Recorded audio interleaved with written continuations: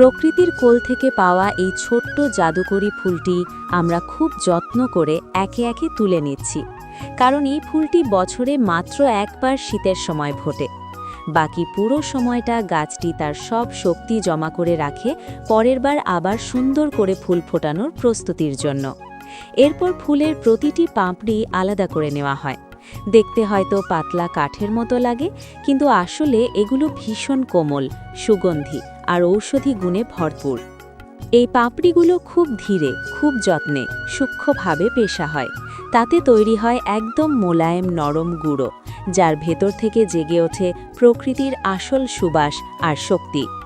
এরপর এই সুগন্ধি গুঁড়ো চালনি দিয়ে ভালো করে ছেঁকে নেওয়া হয়, যাতে মোটা তন্তু আলাদা হয়ে যায় আর ধূপ জ্বালানোর সময় ধোঁয়া থাকে পরিষ্কার, হালকা আর সমান। এবার শুরু হয় ধূপকে আরও সুন্দর করে তোলার কাজ।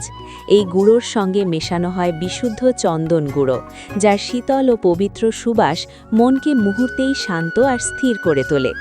তারপর অল্প অল্প করে জল দিয়ে মিশ্রণটা ভালো করে মাখানো হয়, ঠিক যেন শৈশবে আমরা মাটি মাখাতাম খেলতে খেলতে।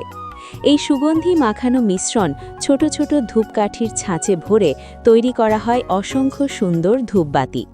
যেহেতু ধূপগুলো তখনও ভেজা থাকে, তাই এগুলোকে খোলা আকাশের নিচে 24 থেকে 30 ঘন্টা ধীরে ধীরে শুকানো হয়, যাতে প্রাকৃতিক বাতাস ঢুকে একটুও ফাটল না ধরে।